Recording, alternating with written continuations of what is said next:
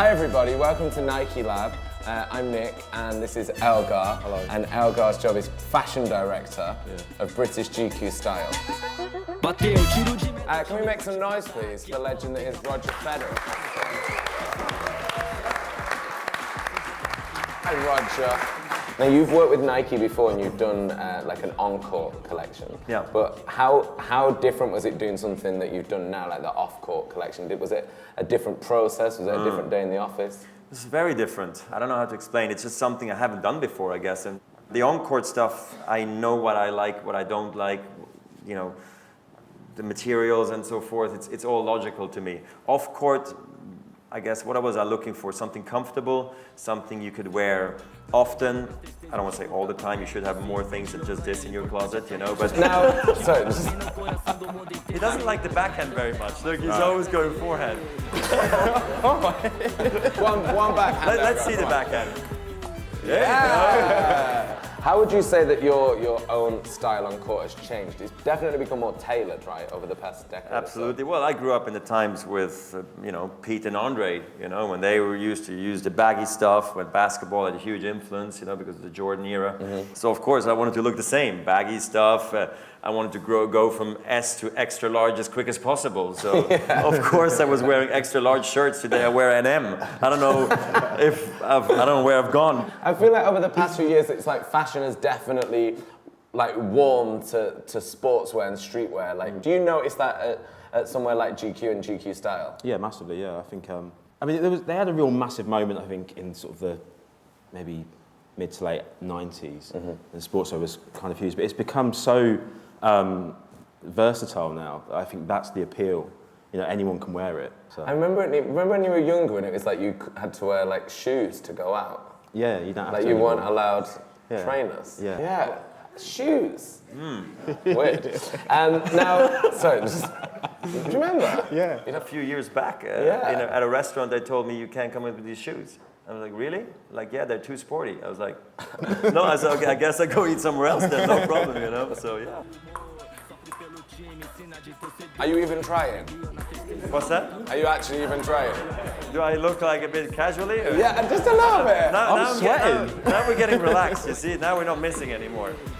What about your like personal style, like day to day when you're off the court? What are your essentials? What do you, both of you actually, what are your like need to things that you find you're wearing and using every single day? A good jacket. Yeah. Yeah. That is a good jacket. Yeah, I know. Congratulations. Because you can mess it up, can't you? And you just hide it all and get away with it. Yeah. I guess for me, it started with the shoes now these days, you know. Since a few years now, I really start thinking when I go out and want to get dressed, like what shoes I'm going to wear first, you know. And then I get dressed up rather than thinking, before it used to be always the t-shirt that for me set the tone to how I was going to dress. What would you say is your most overused phrase? I guess I ask my kids if they want to cuddle, like every 5 minutes. Yeah. What is that do you have like a standout memory from being at Wimbledon? Is there like one moment where you can really remember? 98, I came there in the juniors for the first time, and I remember I was warming up, and I was like, wow, Wimbledon and stuff. And then I was like, this net's so high, something's weird about the net.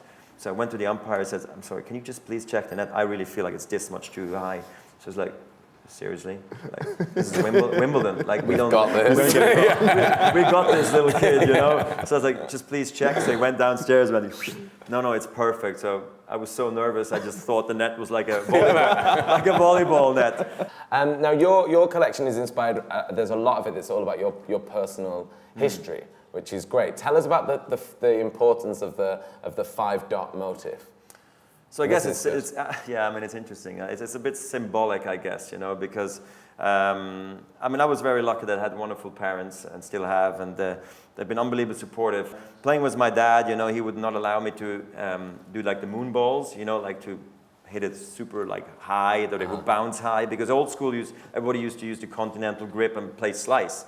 And I used to always challenge him, and then he would get upset that, you know, I wouldn't listen, and then eventually he got so fed up, he said, look, if you continue being like this way, obviously I'm leaving. He's like, okay, I've had it, I'm leaving. I'm like, what do you mean? He goes like, I'll see you at home. And he left a 5 Swiss franc. We have a big, nice coin. I don't know who's been in Switzerland knows a coin. It's beautiful. And he put it on the chair, on the bench, and he says, I'll see you at home. And I waited for half an hour. He never came back. I went into the restaurant. It wasn't there. I went to the parking lot, and the car was gone. So I was like, he really left me. Like, I must have been, oh God, I must have been like 10 or 12. I was young. And then walked to the tram station, took the tram to the bus, to the tram, and it took me like an hour to get home. So finally I was home, tired and like, not a weird feeling, you know? And he looked at me, he goes like, that's never gonna happen again because this attitude is not acceptable, I'm sorry. And I was like, oof, I guess he's very serious about it. So in a way, it was symbolic for me to get my act together and, you know, try better, try harder every single time I go out on the court. And then it looks like a Swiss cross as well, where I come from. So I think it's a nice story. Yeah, I mean, slightly terrifying story, but it's a good story because it made you. He's a great dad. He didn't push me too hard, so I'm very happy. It made you the player you are. That was the moment. Yeah.